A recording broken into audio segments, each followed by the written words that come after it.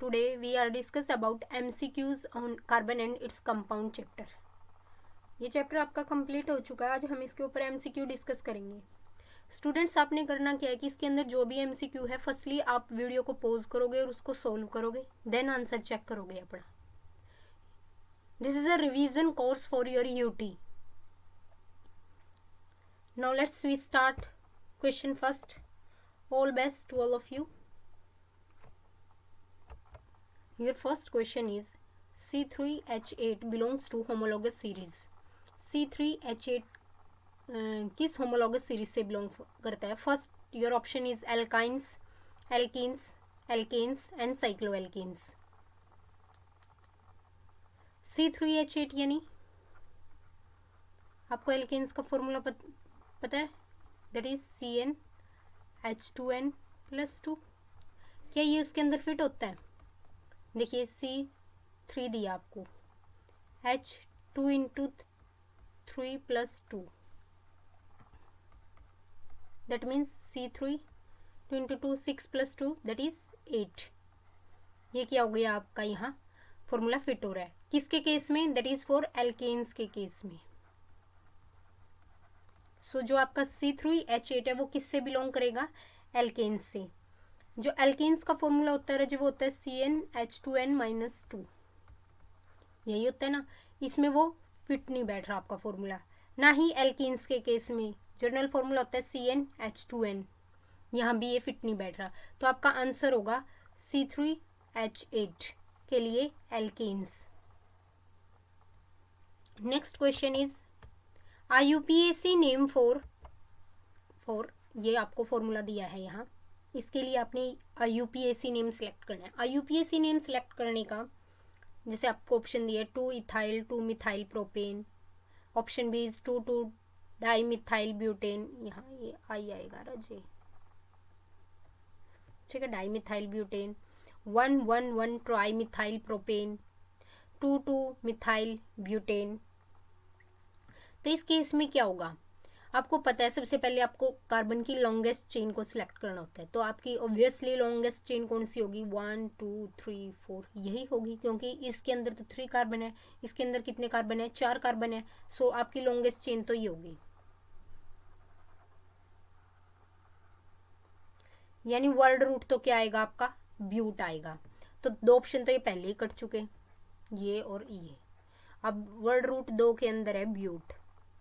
सारे singly bonded है यानी एन. तो यहाँ भी ब्यूटेन है, यहाँ भी ब्यूटेन है. अब नेक्स्ट आपने आपके जो ग्रुप लगा हुआ है उसको लोएस्ट पोजीशन देनी है. अगर यहाँ से नंबरिंग स्टार्ट करोगे तो इसको नंबर मिलेगा 3rd. तो आपको कहाँ से नंबरिंग स्टार्ट करनी होगी? इस साइड से 1 2 3 4. ठीक है. तो आप इसको अब कैसे लिखोगे? सेकंड पोजीशन के ऊपर क्या है आपके? 2 मिथाइल ग्रुप लगे हैं यानी डाईमिथाइल, और दोनों ही सेकंड पोजीशन के ऊपर लगे हैं तो यानी 2 डाईमिथाइल ब्यूटेन. तो आपका आंसर होगा ये, ना कि ये. इसमें क्या एक चीज की मिसिंग है? डाई वर्ड की, क्योंकि आपके पास 2 मिथाइल है तो राजे आपको स्पेसिफिक लिखना होगा. तो यानी 2,2 dimethyl butane, that is your answer. Got it. Next question, move on. The number of isomer of pentane is.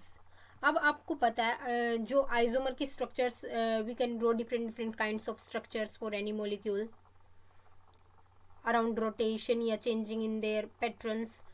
आपको पता है पेंटेन के केस में कितना होता है? कितने कार्बन होते हैं? 5. यही होता है C5H12. फॉर्मूला यही होता है ना इसका, पेंटेन का. तो आपने आइसोमर बताने, इसके अंदर 2 स्ट्रक्चर बनेंगी, 3 बनेंगी, 4 बनेंगी या 5 बनेंगी. ठीक है. उसके लिए अभी आप इसको सोल्व कीजिए. देखिए यहाँ फर्स्ट आप इसको कैसे अरेंज कर सकते हैं? ऐसे. अगर सारे के सारे मॉलिक्यूल स्ट्रेट चेन में हो तो आप उसको क्या नाम दोगे? N pentane. यही नाम देते हो, या फिर सिंपल पेंटेन. अब इसको दोबारा कैसे अरेंज कर सकते हो? अपने हाइड्रोजन देख लेना, सारे ही कंप्लीट होने चाहिए. 1 2 3 4 5 6 7 8 9 और एक यहाँ मैं मिथाइल ग्रुप अटैच कर देती हूँ, दैट इज CH3। कंप्लीट हो चुके। C5 5 C है, H भी कितने हैं आपके पास 12 है, तो यानी ये इस कंडीशन को तो फुलफिल कर रहा है। अगर सेकंड पोजीशन के ऊपर आ जाए आपका मिथाइल ग्रुप लगाओ तो आप क्या नेमिंग दोगे उसको, that is isobutane. Second position के ऊपर अगर आपका मिथाइल लगाओ तो आइसोब्यूटेन। और इसका UPAC नेम क्या होगा, 2 methyl butane.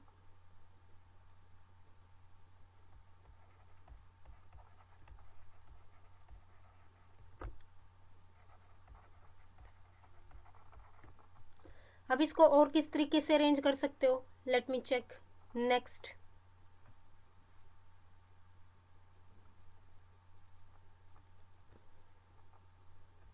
One two three, इसको ऐसे लिख लीजिए, एक मिथाइल ग्रुप यहाँ, एक यहाँ। कार्बन कितने हो चुके अब आपके पास, कंप्लीट हो चुके 1 2 3 4 5 5 कार्बन यानी C5। H कितने आपको चाहिए 12, 3 6 9 एंड 12। H भी आपके पास कितने हो चुके, कंप्लीट हो चुके। लेकिन अब यहाँ देखिए स्ट्रक्चर में डिफरेंस है राजे, जो ये स्ट्रक्चर में डिफरेंस है आप इसको क्या बोलोगे,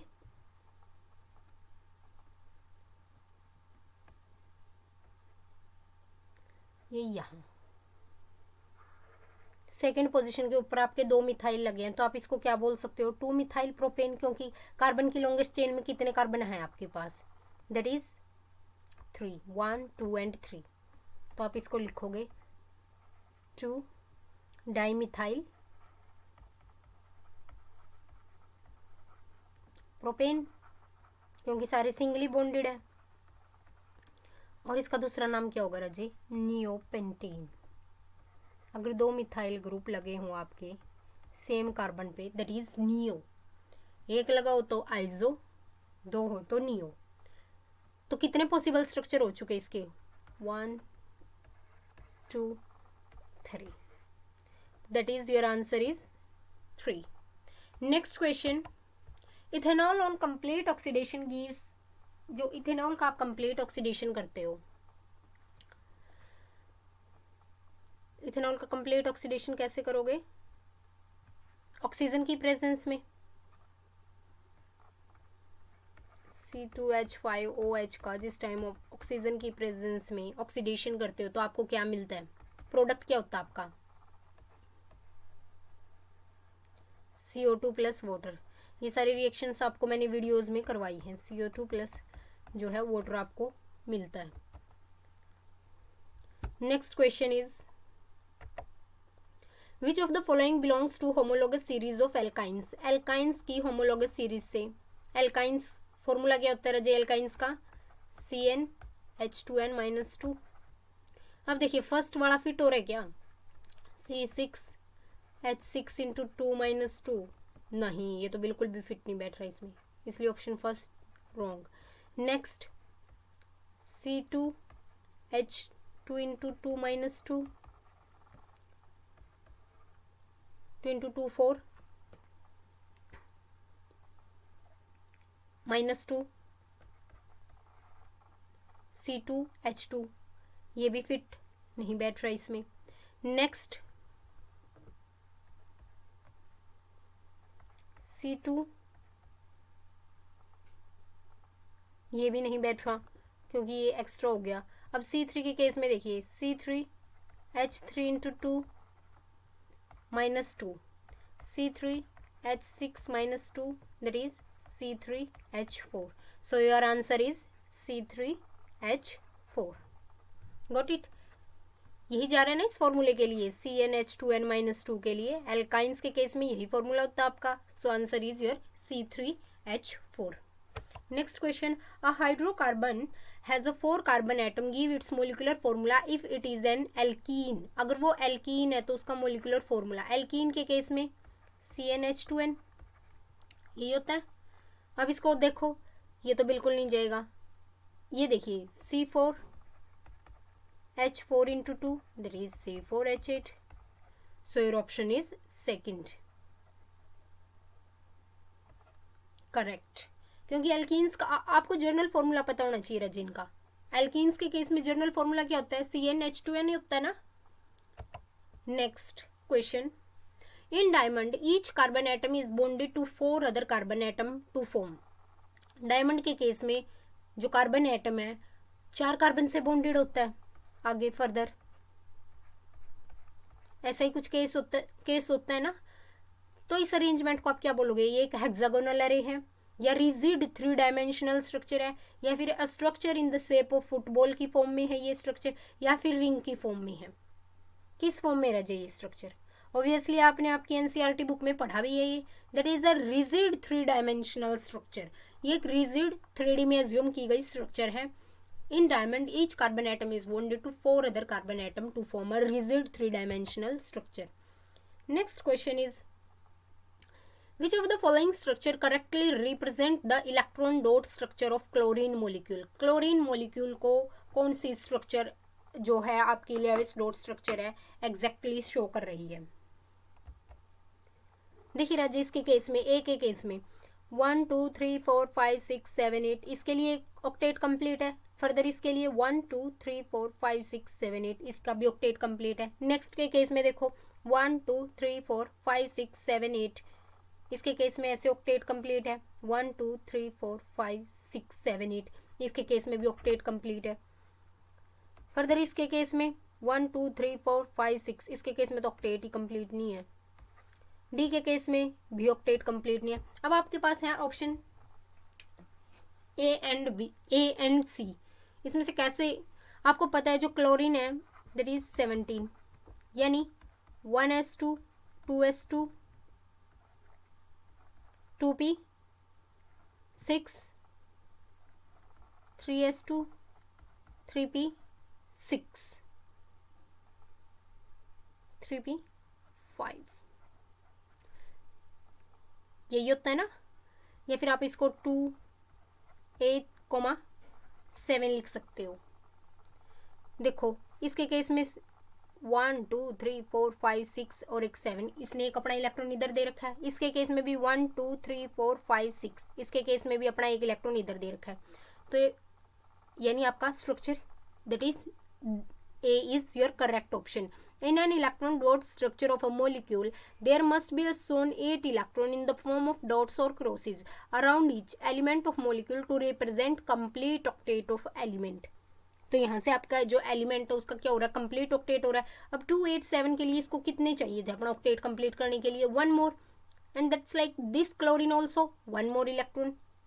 सो इन्होंने अपना एक एक इलेक्ट्रॉन रखा और शेयरिंग की तो इनका ऑक्टेट कंप्लीट हो चुका। That's your answer is answer A. Students आपने करना क्या है कि आपने सारे आंसर्स सारे क्वेश्चंस को देखना है और आपके जो मार्क्स है वो कमेंट सेक्शन में आपने कमेंट करने हैं कि आपके कितने मार्क्स आए हैं। Next is, while cooking if bottom of the vessel is getting blacken on the outside, it means that during cooking अगर आपका वेसल है जो वो ब्लैकन हो रहा है बाहर से, तो उसका क्या मतलब है? The food is not cooked completely, या तो आपका भोजन नहीं पका है। The fuel is not burning completely, या फिर आपका फ्यूल है जो वो बर्न नहीं हुआ है completely. The fuel is wet, या फिर आपका फ्यूल है जो गीला है। The fuel is burning completely, या फिर आपका फ्यूल है जो वो कम्प्लीटली बर्न हो चुका है। जो वो ब्लैकन एरिया है वो क्या शो करता है राजे? आपको पता ही है ब्लैकन एरिया क्या शो करता है। In case of a fuel doesn't burn completely, जिस टाइम आपका जो फ्यूल है वो कम्प्लीटली बर्न नहीं होता, that's your option is B.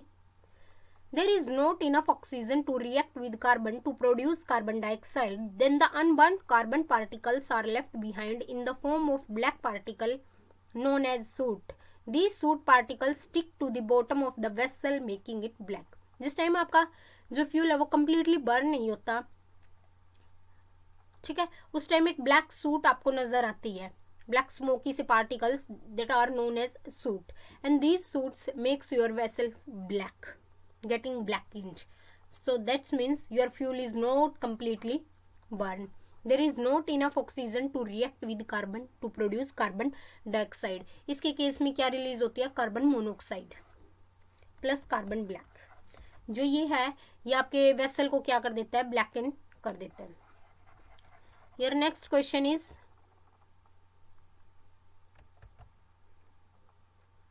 Which of the following compounds carbon does not consist of ions.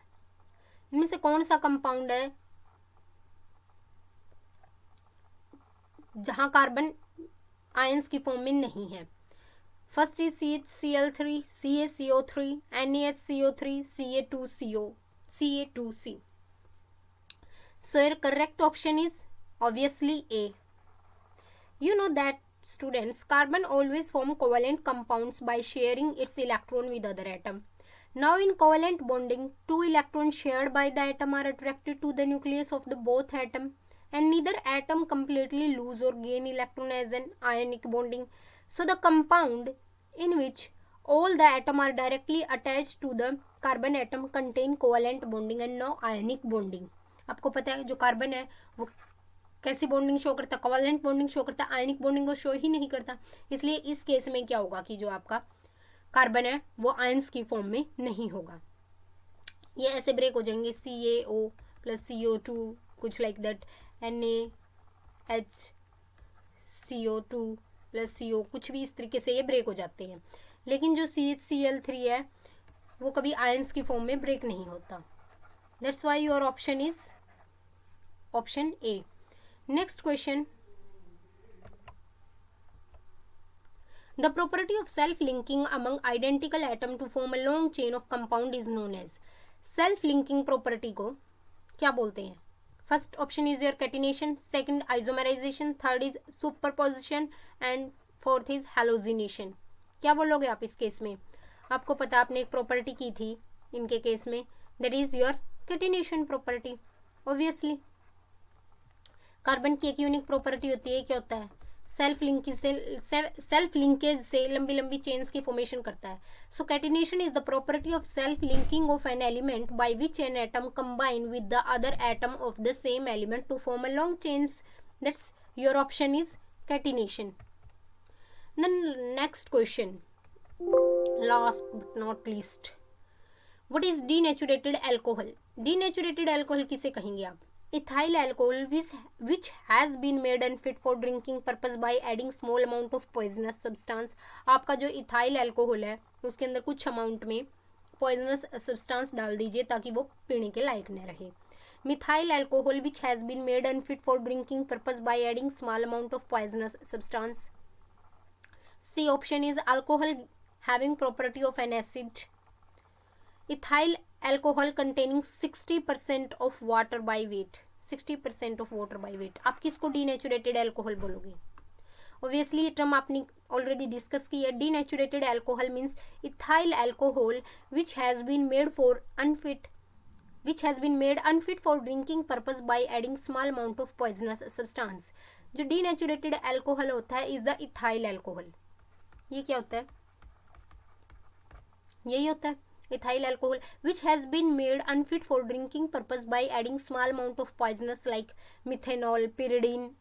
This is mainly done to prevent the misuse of industrial alcohol for drinking purpose। आपको पता है जहाँ ये alcohol की formation हो रही होती है फिर तो वहाँ से बहुत ज़्यादा मिसयूज होना स्टार्ट हो जाएगा। उस मिसयूज को प्रिवेंट करने के लिए, रोकने के लिए क्या किया जाता है? डीनेचुरेटेड एल्कोहल का क्या किया जाता है? डीनेचुरेशन। डीनेचुरेशन यानी उसके अंदर कुछ अमाउंट में पॉइजनस सब्सटेंस को ऐड कर दिया जाता है ताकि वो पीने के लायक न रहे। So that's your option is option A. So students, thank you and have a nice day and comment your marks in the comment section. Have a good day to all of you.